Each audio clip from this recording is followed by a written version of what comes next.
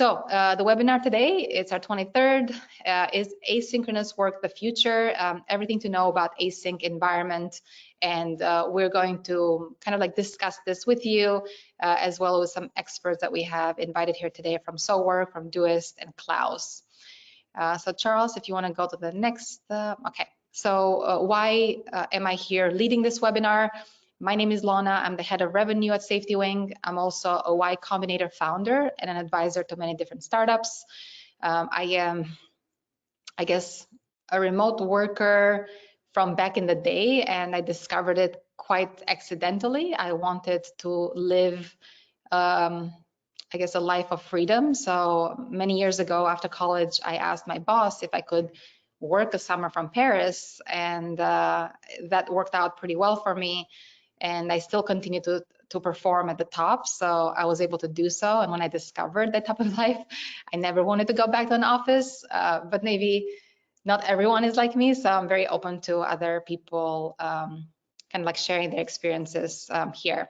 But I'm very much into remote work. I think it's life-changing for many people, especially for parents. I have 2 kids myself, and it's been really the best thing that could happen during the pandemic to all of us to get a taste of this type of life. Now the next slide. Who is SafetyWing and why are we here? At SafetyWing, we provide global benefits for the remote workforce. What that means is that we provide things like health insurance, income protection, remote retirement. Those are coming up in the future. But really the health insurance is the cornerstone, which helps your team stay healthy. And basically it's one product that works across multiple countries, 180 of them.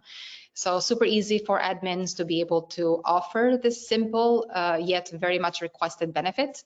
And it is something that does not become a nightmare as you add more people in different countries. So Charles, yes, so now we are going to have a quick poll with you guys, then go into the panel discussion and then the Q&A. So first, let's launch the poll. If you can answer these questions, that would be awesome. Just click on one of the buttons and then submit. So is your organization borderless? The first option is no, we do not have plans to become borderless. The second is no, but we do want to become borderless. And then yes in 2 or more countries, yes in 3 to 5, and yes more than 6.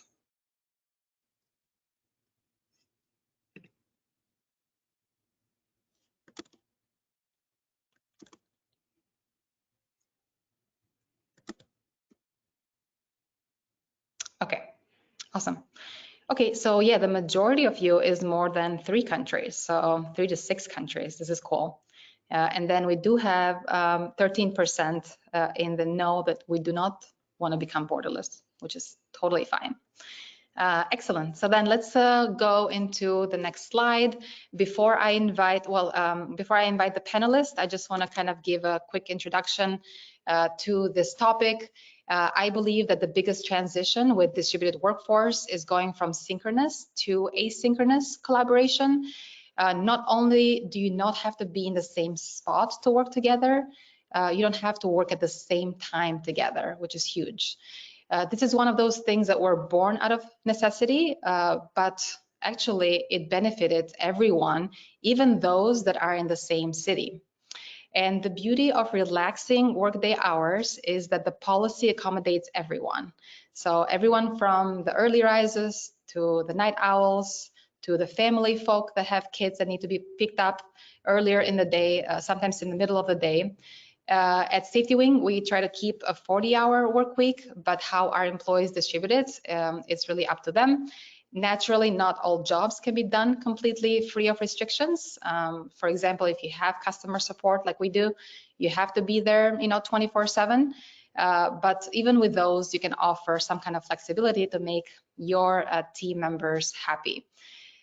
So really, it's about releasing yourself from this 9-to-5 mentality, and it's about the work, I believe, and not the clock. That really matters at work. So without further ado, let's invite our panelists, and please introduce yourself. Let's see, Becky first, Emma, Valentina. That would be great. Welcome. Welcome, everyone. Hey, can you hear me Hello. okay?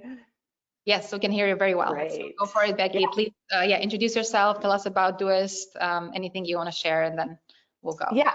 So I work at Doist. We're a remote first company. We have been for 10 plus years now. When I joined 8 years ago, we were about 30 people. Now we're a little bit over 100. I think we're in like 35-ish countries, and that spans from like Vancouver to Australia, the long way around. So it's like 18 plus time zone spread we have. And so Asynchronous is really, it was born out of necessity, but also kind of had all of these knock-on benefits to be able to time block our days for deep work and to be able to have that flexibility. Yeah, so if you know about Doist, it's probably because we have a task management app called Todoist that's incredibly popular. But about 5 years ago, we switched from Slack and we actually built our own async alternative to Slack called Twist. So that's why I'm here today. I work on Twist and I run the async newsletter, which is a newsletter and community that's dedicated to kind of spreading the word about async and helping people bring that to their own workplaces. So thank you very much for having me here. Thank you. Emma? Hey guys, I'm Emma, co-founder. I was just saying earlier, like titles are meaningless. COO, currently focused on product at SoWork. We're an early stage startup. We're currently about 30 teammates spread everywhere. A sort of topic that I'd love to dig into a little bit is around flexibility. So we have work hour flexibility, time zone flexibility, work style flexibility. So we definitely navigate all those sort of challenges that teams who are more distributed in all those categories navigate. But we've all talked about this a little bit, but absolutely love the benefits that we're able to give people, whether that's matching their lifestyles, giving them travel flexibility, meeting their sort of hours flexibility. I'm like a really early morning worker. Teammates, we have a teammate that just moved back to Taiwan who prefers late at night, so we end up on a very similar time zone. So absolutely love the sort of benefits that we can give by being more flexible and sort of unchaining ourselves from the physical 9-to-5 sort of mentality. I think one of the things that we offer is a diverse perspective on how to balance the sync async to whatever part of the spectrum, as Valentina was saying earlier, fully async, fully sync, in the middle of sync and async. We sort of help teams balance moving between those two. So we create virtual offices for teams where they can do both of those in those offices and sort of ebb and flow between the different work modes that suit whether it's their entire company or the differences that each team within a company has. But really excited to be here. I think it's such an interesting topic and excited to dig in. Thank you, Emma. Valentina? Okay, hello everyone. Thank you for having me. I'm Valentina. I'm head of remote at Klaus. Klaus is a platform for quality insurance for support teams. Those of you who are now like, that basically means that, for example, if you call your internet provider and they tell you that this call is being recorded for quality assurance, like that no one is going to listen to that call.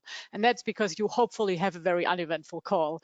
We do a software that actually goes through all the customer conversations and then spotlights those conversations that require a human to look at them because there's a learning experience, because there is like a huge problem, or because they were specifically great and others can learn from this.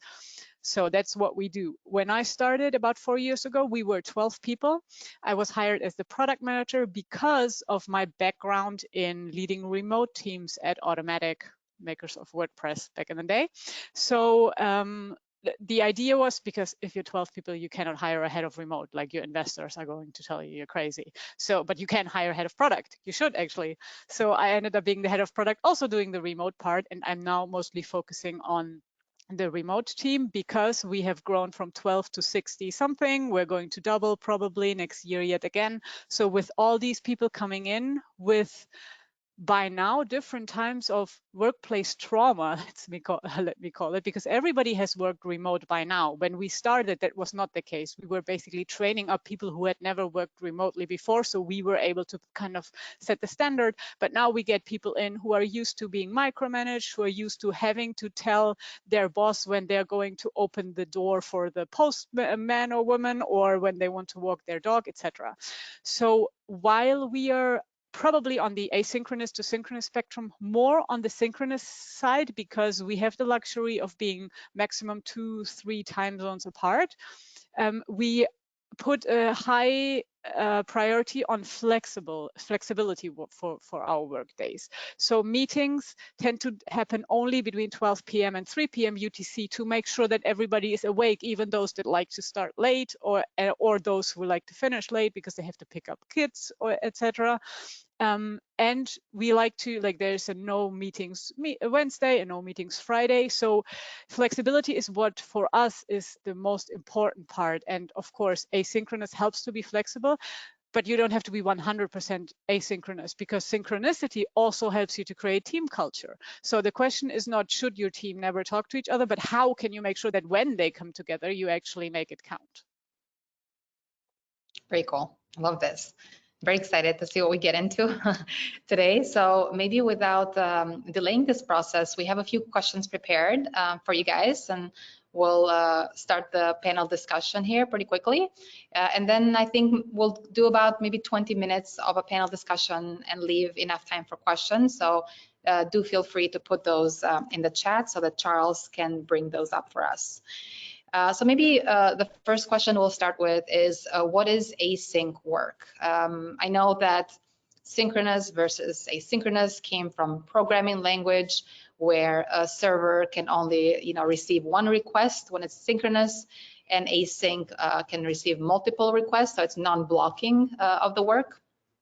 I'd be really curious to see how you guys kind of like define that and describe that, well, maybe within the context of your companies.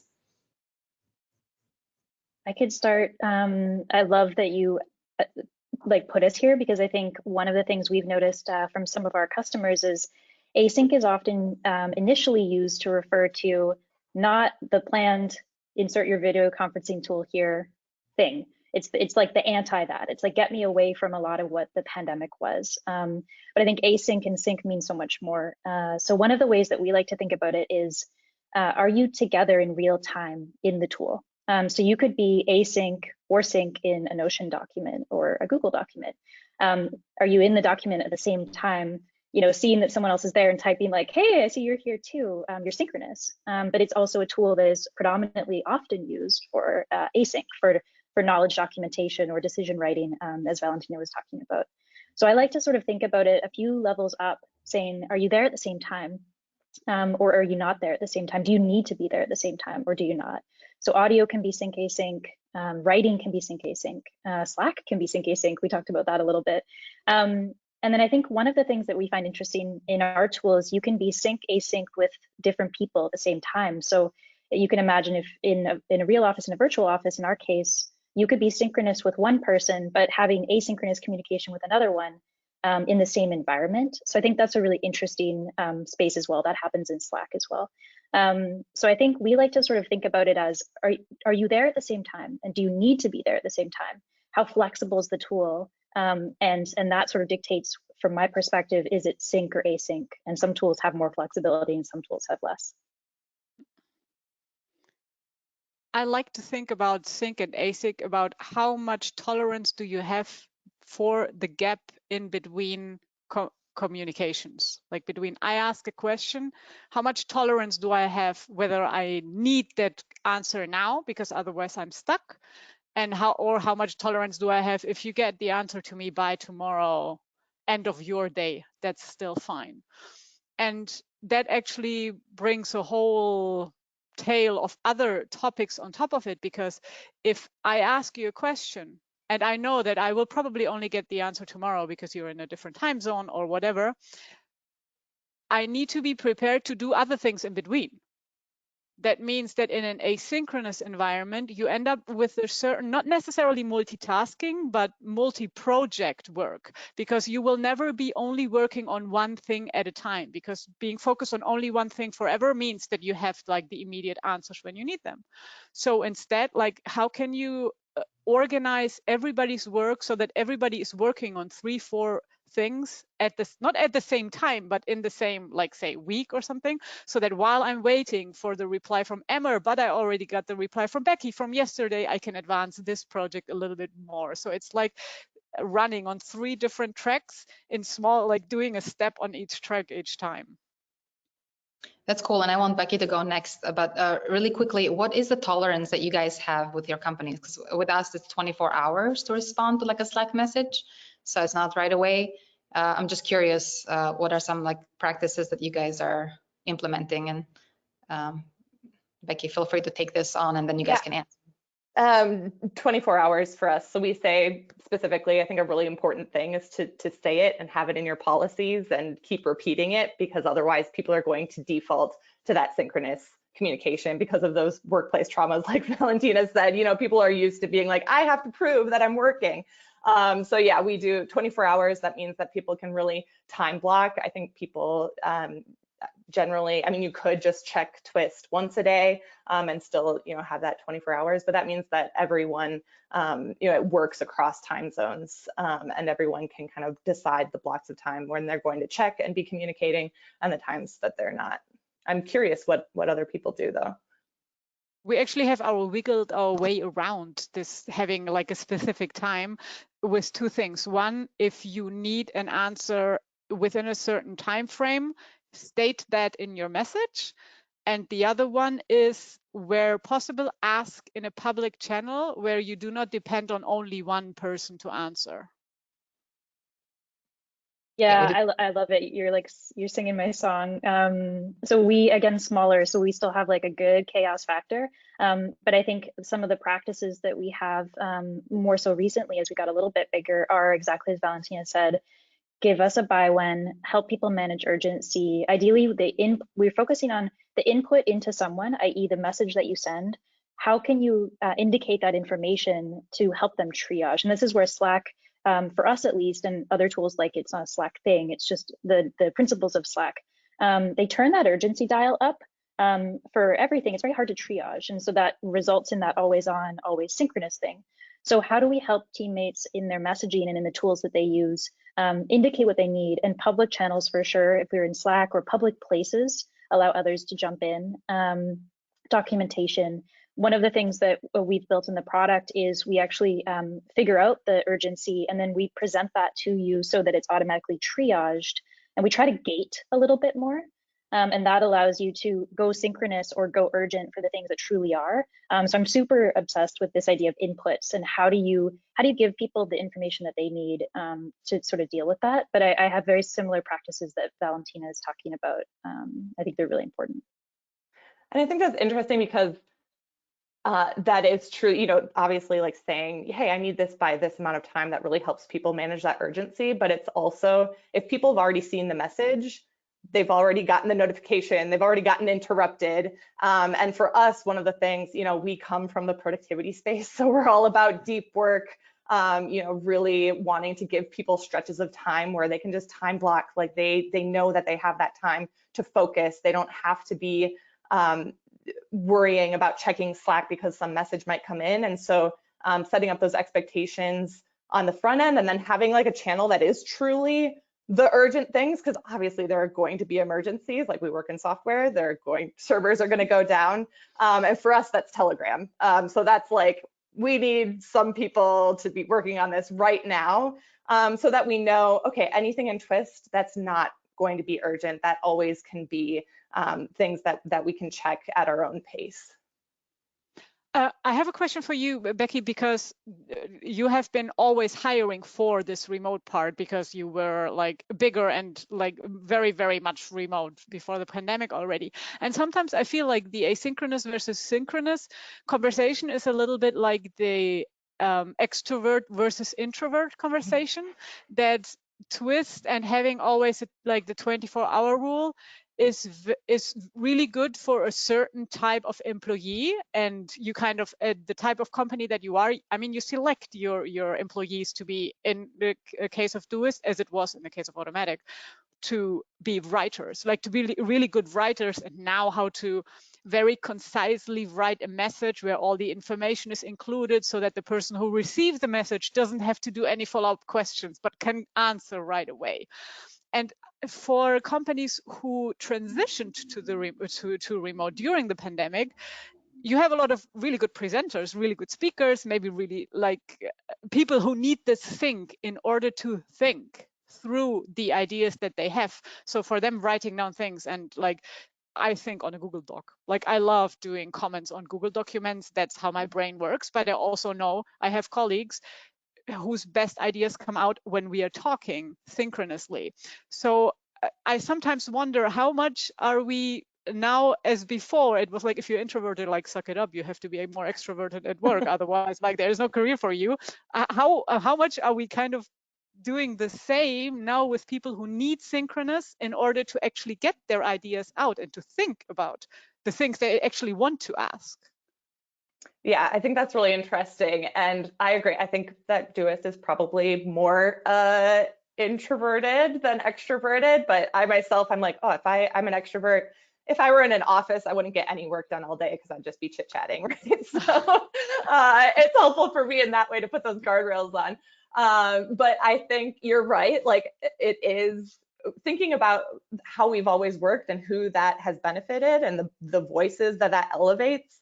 And then now switching to this other thing, it is a reverse of like, okay, what other voices are we getting into the mix here? It's not always the loudest voice in the room, or the person that's most comfortable kind of thinking out loud. I'm someone who I'm obviously a writer, so like I like to think through what I'm going to say, and to have that time to formulate it in a way where I'm like, yep, I think that this is a good answer or a good solution, or why not?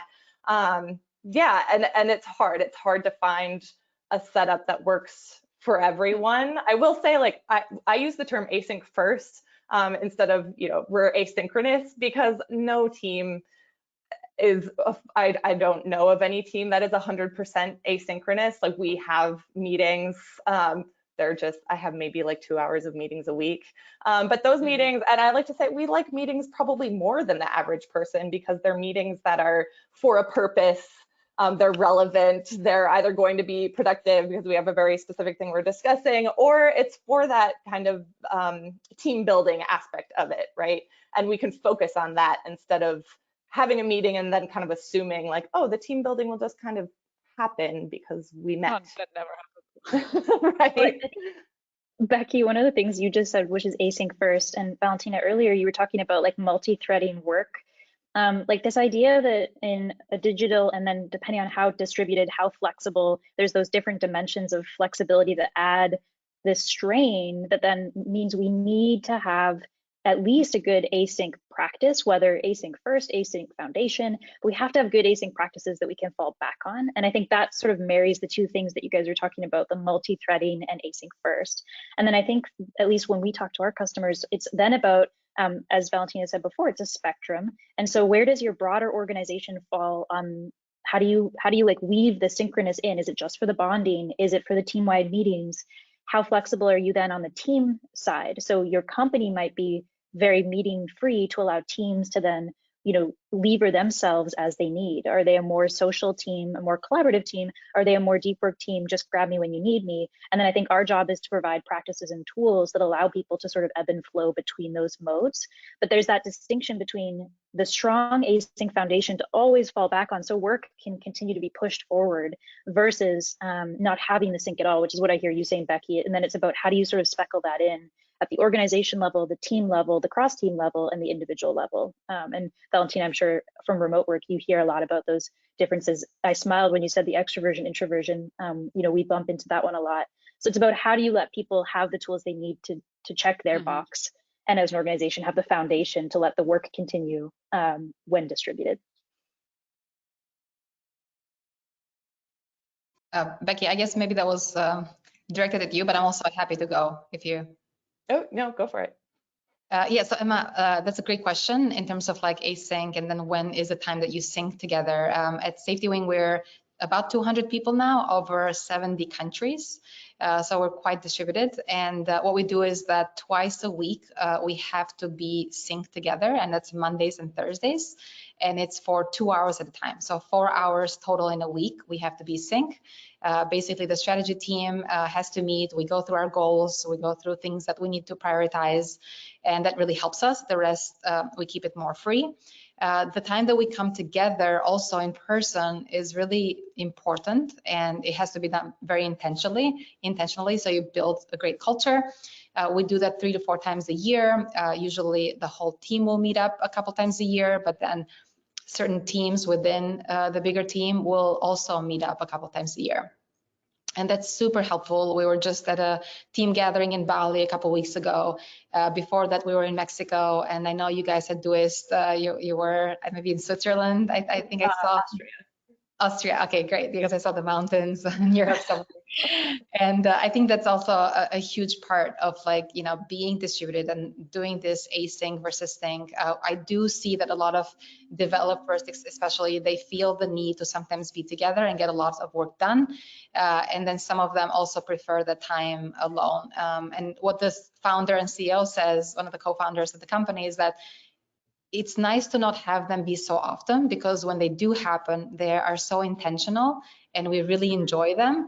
And if a good thing done too often is really not a great thing. So that's why we found this balance that really works for us, and maybe works for others. But I wanted to mention that here, some of the benefits of being distributed and async, you also get this sync time that is intentional. Yeah, having in-person Lona, meetup doesnh get enough airtime. Valentina, go for it. We also do a yearly, we call it Klaus Fest, where we get all of Klaus together. So this September we met here at Costa Brava in Spain, and it's really great, because that's where you actually create those memories, and like weird phrases are coined, etc., that then sustain you throughout the year. And we are actually hybrid. We have headquarters in Tallinn, and about 2/3 of the company are based in Estonia, not necessarily in Tallinn, but so there are also like smaller things happening very often in Tallinn, because then you fly in like the 3 people from the team that are not based there, and it really helps to create this this cohesion. And of course, those are then completely synchronous events, because you go curling together or you do an escape room together, but in person. So, and this is, I think, it needs to be part of the remote experience if you want to create a team, because you can be super productive asynchronously. But at the end of the day, we are humans, and humans connect through each other through these personal interactions that will never be completely the same on a screen. So bringing the team together regularly is important. And that's also one of the things that I can really recommend. If you're like, we could never afford as a company to bring somebody from Australia, somebody from the US, and somebody from Europe together. This is a good reason to say, okay, we are only going to hire in this time zone or in this region, because it allows us to offer remote work, but it also allows us to bring people together regularly. So depending on what your financial strategy is, that might be a reason for you to actively decide that you're not going to do hiring anywhere, but that you're actually restricting yourself for the good of the team. That's interesting, as we're, you know, kind of entering a downturn, depending on who's, you know, saying it. Obviously, everyone is feeling it with all the layoffs. It's important to also say this could be actually a cost saving in the future of hiring remotely from a certain region, like let's say Europe, or only Americas, or only Asia, or only, you know, certain parts of the world. So that's actually interesting. I never thought about that. There's like maybe a connection between what you were saying, Valentina, around like these times that we bring people together intentionally in person. One of the things that we've sort of dug into with customers is like, what is it about that that's so special? I mean, it sounds obvious, right? It's like, well, you bring people together and they can be humans. But there's some components to that we've sort of teased out as like core principles, and then seen others find ways to do what you were saying, Lona, around having these like moments that are really intentional in the digital world where people can come together. And how do we help people bridge across those two? So in the sort of synchronous times, like in real life, where you come together and you have these amazing retreats, part of what's so fabulous about it, other than just obviously the real human stuff that you can't really replicate, but it's the spontaneity, it's the serendipity, it's the humanity, it's the delight, it's the things that sort of just happen because you have humans together in these like very real moments. And so one thing we see teams do to try to, not necessarily, you can't fully replicate that, but you can bridge some of those principles into the digital, is something that you said, Lona. We're seeing more and more teams create these sort of blocks that they're expected, they're scheduled. They're times where it's on the calendar, you know to go. But within that, it's very flexible, it's very spontaneous. It's not your usual scheduled block. And the idea there is to try to allow for more of that sort of the principles that we get when we bring people together in person, allow for more of those to happen in the digital world. And I think that's challenging, but I think, you know, I was reading an article very recently, I think it was in Forbes, that was talking about like #1 thing on leaders' minds of, you know, remote digital teams is bringing the serendipity back. And we've heard that word a lot, you know, over the pandemic. But I think there's something about that, bringing people together for the retreat or Klaus Fest, and how to create more of those little moments without breaking the Async foundation and without taking away the flexibility. So it's really about balancing some really important dials. And I'm curious how you both deal with this, but we always make those things optional. Like we have those like more social events on the calendar. We have like monthly casual hangouts that are really fun, where you just get put in a random group of 3 and you never know who's, you know, where in the world your, you know, your teammates will be from on that call, which is really fun. But those are always optional, and I think people really appreciate that. No one wants to forced fun. I think one of the worst parts of the office was, oh, I feel like I have to stay for this happy hour when I would rather be home with my kids or, you know, doing my workout or whatever. And so, yeah, we always make those optional and make sure that we're not just creating events because we feel like we need to, but that, you know, events that are really appreciated by people.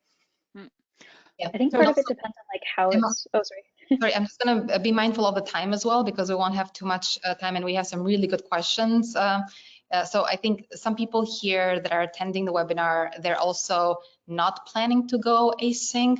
So maybe a good question we could ask the panel is, how do you go from synchronous to async, even if you're like in an office setting that could benefit everyone around, even if they don't want to pull away from, let's say, all in like one city or country or office. I think this could be really helpful to the audience that is looking into that, because we are very much, of course, like pro this thing, and there's a lot of benefits, but also how can we bring along those that might be interested in doing this and are in the far right of the spectrum.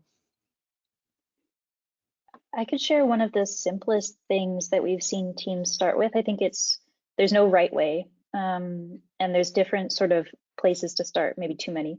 But one really simple thing that I've seen is interrogating your synchronous time and saying, what from this could be done async before or after the meeting, and sort of anchoring yourself to the synchronous unit, let's say the meeting. Is there something in here or something that would make this better that could be done bridged on either side, asynchronous? And that's a very simple place to start. It's not asking for a big mindset shift. It's still anchoring to the sync, but it's starting to think about offloading things to async. And then you get these beautiful benefits. Valentina, you touched on a couple, which is documentation of decisions, writing, which you touched on, Becky. And what that does is it's a positive reinforcing loop. So because you did that, it actually creates more opportunities to do a little bit more of that. So that's one I could offer up that's very tactical, very simple, that I've seen be really powerful for teams that are trying to take a little step. Yeah, the other thing is to provide a kind of template for people to ask questions, for example, in Slack, to get away from the, hey, Emma, are you available? I have a question. And then I'm waiting for you to come back, and like the entire conversation takes like 3 days. And if I just had said, do you know where the template for the whatever document is? And then you could just have answered whenever you come online. And I think this happens a lot because a lot of people feel like, if I don't say, hey, how are you? How was your day in Slack first, then I sound very brusque and very, very bold and not very friendly. So by giving people a template and saying, you can say, hey, how was your day? Do you happen to know where XYZ is? I already looked in this other location where I expected to find it. Can you help me out? And then whoever like got the message then can answer, and also knows then, oh wow, this person expected the document to be in this other location. So maybe we can make a link, or maybe we have to rethink the structure. And it's like, just by giving this template, you take away a lot of the anxiety of, I don't want to send this message because I know she's on vacation, but if I don't send the message, then I'm going to forget. Because like people like to overthink. So by giving them like, this is how you can do it and everything is fine, it's like the first step. Of course, it requires you to have documentation to start with. So very often, like you even need to take a step back and start actually documenting the things that people ask about the most.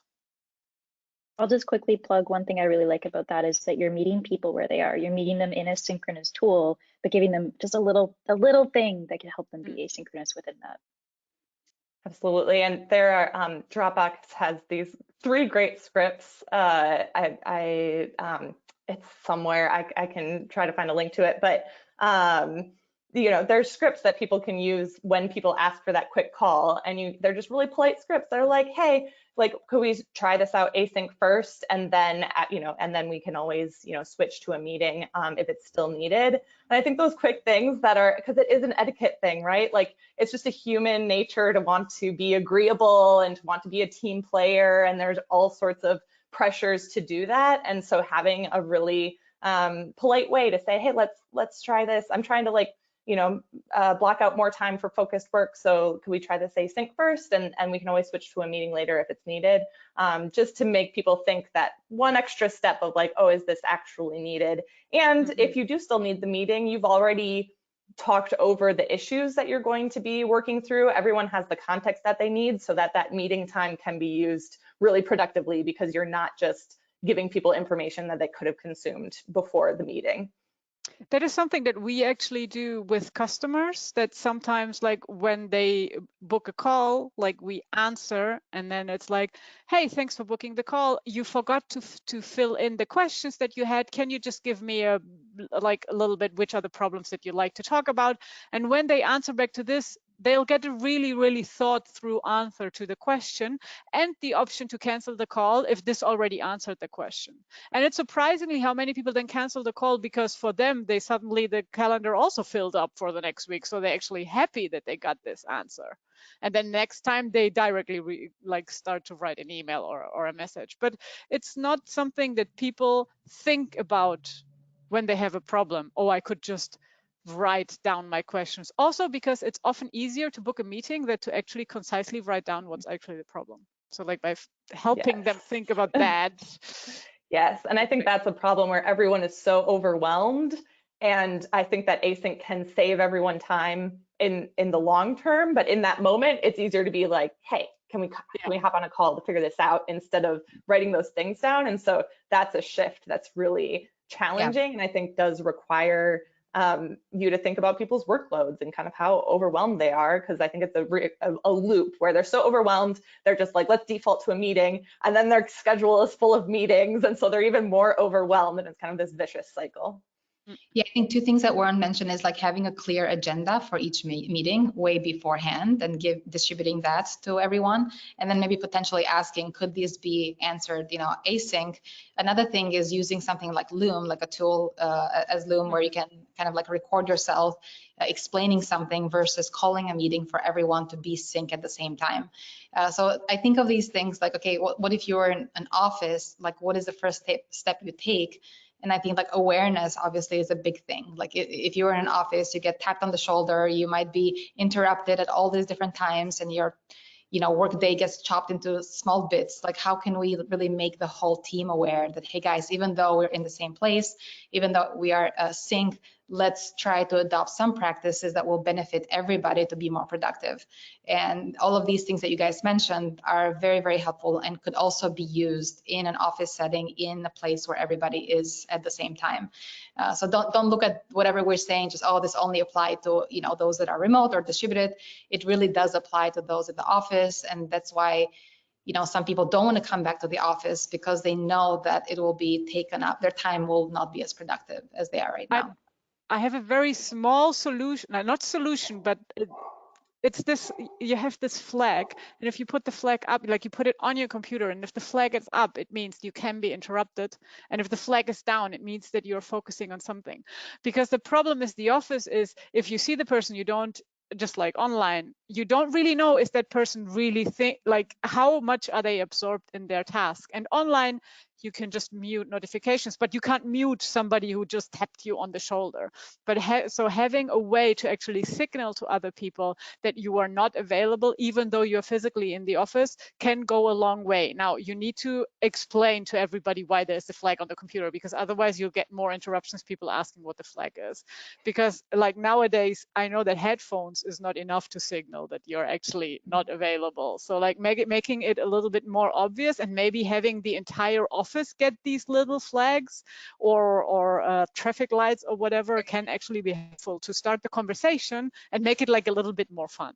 Yeah, great idea. There's just one small thing I just wanted to layer on there, which is like, so one of the things that we do in our product is we have that flag, it's the on-off flag.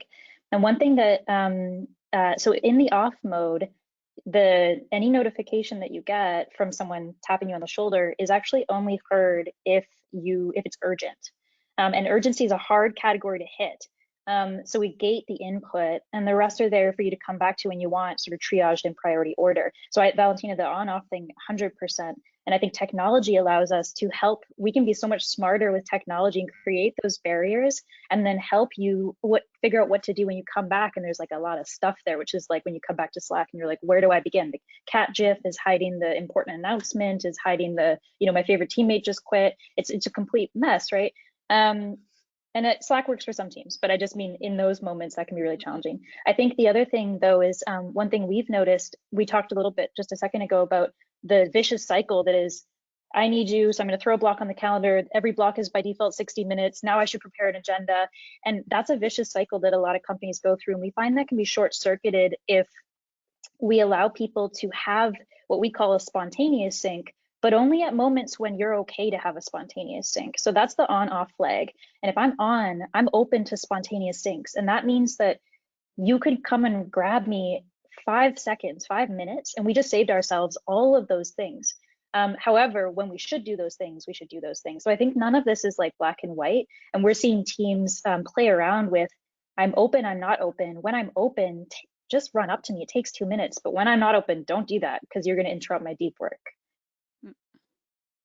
Yeah, meeting-free weeks, we're seeing time blocks that you put in your calendar, all kinds of things that really you can utilize. But also, like, since we only have 15 minutes left, Charles, I want to check in with you because I saw some hands go up and down on this thing. So I want to see, do we have a lot of questions that we need to kind of stop the discussion and then start answering some questions? It looks like we do have some. Okay, so actually before we, go ahead. Yeah, we do have a few. I have 6 here. But yeah, if anybody that's watching right now has questions for our panelists, let us know now. You can put it in the questions queue and we can answer those over the next 15 minutes or so. Great. So then, Charles, before I go and answer some questions, I really want to touch on the essential tools that an async team needs to thrive. So maybe, I know that we touched on many of them already, but if you strongly want to recommend a certain tool, and we didn't mention it, so some of them were like Notion, obviously Slack, a virtual office, etc. So, feel free to kind of like throw out some of the tools that you think are key and have been great for your teams to collaborate. I absolutely love Loom. You mentioned it already, like the idea to make a comment. But the good thing about Loom is that then people can comment on the timestamps. So I will watch like the video that our product manager did about a product feature. And then whenever I'm confused or whenever something isn't clear, or whenever I have like some insights, I'll just comment it on that timestamp. And then we can have a threaded discussion on that same video. And that has solved us so many hours of work just by like having it there. And actually, like on LinkedIn, all those vendors who are, I just wanted to go on a quick call with you to demo the product. And I'm like, I don't want to go on any quick calls with anyone unless with somebody who I have no idea whether I even need you. Send me a Loom video. Most don't, but the few people who actually do send me their Loom video, like I make a point of actually watching the video, like, and commenting why this is probably not the right tool for us. Wow. But like not even that can be asynchronized. So yeah, Loom is. Wait, so let me take a quick pulse, like Becky, Valentina, and Emma. Would you rather get a Loom video if you're being sold to versus getting on a call with anyone? Oh, yes. Oh, absolutely. It depends. It always depends, right? So If I I think, reached out, maybe not. But if I get pitched, then yeah, no. Tell me what you do first. How many minutes? 3 minutes? yeah, I think it Or depends. what do you think, Valentina? How many minutes do you want it? 5 minutes or less, whatever the free version of Luma allows. It's Yeah, only there's so that you can technology. gauge, so that you can get my interest. If you don't manage to get me interested in what you're selling in 5 minutes, I'm not going to invest 45 minutes. And the research shows that people are more likely to say yes to things when you're in person. Again, that's just like instinct to be agreeable. So that's why salespeople want to get on a call with you, because I it's know, going to be that much that's more why effective, I don't want to go on the call. I think one of the, if we sort of roll back to the question of like what should be in your stack, I think I would sort of, obviously here I have to plug the virtual office, right? Because otherwise I'm, an awful representative of my company. But I think it's less about our solution, it's less about the virtual office, and I think it's more helpful for people if we underline what is it that you're checking? What box are you checking? So I think the boxes to check are, well, what is it that you need to set your team up for that strong async foundation? So somewhere to write, somewhere that people can access information, that's critical. Can you find it easily when you need it? But the other, and I think this is where Loom comes in, is sometimes writing is fantastic, but sometimes writing, you're like, if I could just see it, I would understand in 2 seconds. So whether that's Miro, so you can draw a picture and put it in the writing, whether that's Loom, whether that's whatever, a tool that allows for visual communication alongside the writing, I think that's really powerful. And then the reason I'm such a believer in the personal office, or the virtual office, is if I pull those principles out, it's a place where people can feel like they're together as a team. There's lots of ways to check that box. We think we do it uniquely, but a place where a team can be together that feels like theirs, where they can seamlessly move between some of these modes so that they save time and can do it in a way that feels human. And that checks sort of the culture box, the productivity box, the async sync movement box. But I think those are some of the boxes that teams should be looking to check. And there's lots of tools to think about doing that with. Yeah, and one of the tools you mentioned was Mural, just to make it clear, because it didn't come through very clear. Okay, correct. Yeah, I think Slack is really bad for documentation, right? Like things go into Slack and they will never come back out. And so having a tool, and again, we use Twist, but I think that there are other tools out there, and a lot of teams, they'll do it in Google Docs. They'll do it more in like Notion or anything like that. But just having a space for writing that is more long-term and async than Slack, because in Slack it's just so noisy, and documentation is such a huge thing when you're working asynchronously, so people can get the context they need without having to ask for it. Yeah, documentation that is searchable, like it needs to be searchable. Great point. Awesome. Then I guess we'll go into the questions real quick. So Charles, do you want to come on and read us a couple of the questions that the audience has? Yep, totally. And I'll just do one mention, because somebody in the audience mentioned another tool that they say is really good for async work, which is called Catalog. It's QATALOG. I just quickly looked it up. Looks pretty cool. So another one to think about. All right, so I'll ask the first question here. What's your global footprint, and how do you get everyone together in one place? Or do you recommend breaking it down into regions? So maybe I can start with this from like both the small company, everybody in Europe. We meet once a year, so the footprint is probably smaller than having everybody go to the office and commute over an entire year. Before it automatic, that was a lot more distributed. We would have one big meetup with everybody once a year, and then there would be meetups that were either per team or per region. So what we are now, as we grow at Klaus, thinking about is that, for example, we offer some kind of Christmas meetup, but then on a regional base, so that Iberia gets together and maybe Central Europe and maybe like the Nordics, so that you kind of group the people together, not only because of the carbon footprint, but also because many of us by now are tired of flights that get canceled. And if you can just take a train, it kind of feels less of a hassle because, I mean, you can even work asynchronously on if the train has internet. So making it regional can actually be a really good idea, especially once you're at a size where it's not really realistic that everybody is going to talk to everybody. If you're like 50 people, bringing everybody together still makes sense because people can interact with 50 people kind of if you're staying together 4 days or something. But if you're 500 people, like what's the chances that you're going to talk to everybody? Zero. So you can make it smaller and then make it either project-based, where you really need those whiteboard sessions, or then for everything else region-based to also reduce the stress of jet lag, the stress of time zones, because if you're coming from Australia to Europe, like you're not going to have fun those 4 days because you'll be super tired the entire time. And also the time that goes into travel. Like being a single mom of twins, like for me, every day less that I have to do specifically on travel is a day more that I can spend with the team. And given that I have to organize an entire like household around this travel, these are also things that you have to take into account. So how can you make it easy for people, not only from the carbon footprint, but also in terms of how it slots into their lives? So I'm a huge proponent of regional meetings. I can jump in, Becky, if that works for you. So we're still small enough. So we're currently aiming. I mean, pandemic has changed a lot of people's practices, even if they were digital before. But so we didn't do any in-person. We tried at first when we thought things were going well, but we haven't done any in-person in a while. We're doing our first all in-person.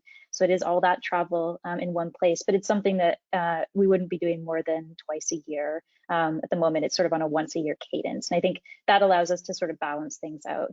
One of the things, so we're not of that size yet where, you know, we have teammates that are in pockets of places, which would sort of be that regional thing that you're talking about, Valentina. I think one thing I always think about is until you're a bit bigger and you've hired intentionally regionally, sometimes these pockets can happen unintentionally. And so when we sort of organize regional things, we could see a lack of balance that allows some teams to be able to benefit from that more than others. And eventually you can imagine proliferating that out if you're not intentional about the region creation, which sometimes don't need to be. You could then end up with some fragmentation of culture depending on how much that regional syncing is happening. So everyone's sort of different. One thing I always think about is if we're doing regional things or like sort of co-location things, how do we make sure we bring the learnings, the experience, the whatever back to the broader team so it still feels cohesive? So that's something that I think about a lot, even though we're not quite at that size where we have to tackle it yet, but it's something our customers talk about a lot, so we think about it. Very similarly, we do one with the whole team. We do it in Europe because that ends up being the easiest for everyone, time zone wise and flight cost and things like that. We also do team meetups. We haven't done anything regionally yet, but one thing we do that no one's mentioned yet is when new people come on board. That's like a key time when there's so much about the culture and information that's just really difficult to convey virtually, and so we do fly new team members to work with their mentor on their team, someone on their team for a week, like in the first couple of months that they've joined, which we found really successful. Great. I think all of us went, right? So we have a couple more questions. I also said this earlier, so hopefully you heard me. 200 people, 70 different countries. Meet up at least twice a year as a whole team, and then meet up as smaller teams a couple times as well. We do not have regional meetups, but what you guys said are really interesting, everyone. So Charles, do you have a minute for the next question? Yeah, and maybe we can just do like, you know, one quick answer from each of you on this one. The question is, what are the challenges that come with async work? So maybe each of you could just pick what you think is like the one biggest challenge, at least for you, and we can start there. I'll say 2 words, getting blocked. So that multi-threading gets blocked. High performers hate that. It's a huge productivity hit. It's not good. The second is connection, human connection, feeling bonded, feeling cohesive. Yeah, for me, it's the cohesion and creating friendships. That is, you have to find, if your work is asynchronous, you have to find another outlet for your people to get this human connection. Definitely. I agree with both of those things, that the human side of things is really important, and being intentional about the time that you do spend together is key to balancing the other benefits of async work. Yeah, I think for us at the Bali gathering that we had, we felt like we got so much done in such a short period of time because we were together 24/7, and there was that like hackathon time where we can all be all hands on deck. But it's not sustainable, right? We can't have that be every single day. It is done, once in 6 months or 3 months, and it's very helpful to do so. Otherwise, if you do it all the time, it'll burn out the team, and you'll come up with ideas that you never will implement anyways. Yeah, I mean, we only have 2 more minutes left, guys. So I just want to thank everyone, and Becky, Valentina, Emma, this was really cool. I love the conversation we had. We had some really good questions here. I know there was one question left about how do you record, with Loom, but it's something that we can definitely, answer async. I invite you to add all of us on LinkedIn. Feel free to connect with us, ask us questions. If you want to, talk with our teams about any of the products that were mentioned, please do so. You have an opportunity here. We will have our next webinar, I think, December 9th or 13th, or I'm not sure. Just look, we'll send you the link to the hub. This is recorded, so you'll get the recording, everyone. And yes, thank you. If you guys want to say a word, please do. Otherwise, well. Thank you for having us. This was great. It was great to meet you all. Thanks, Lona. Thank you. This was it really, was really great. Interesting. And do connect on LinkedIn. Let's have conversation in the open on LinkedIn so that more people can learn how to do this successfully.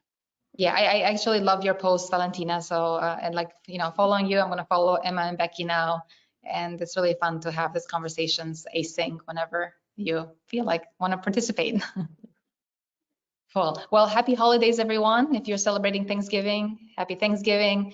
All the holidays coming up. Enjoy your week, short week, hopefully this week for many of you. And look forward to seeing you soon. So bye. Thank you. Bye. Bye.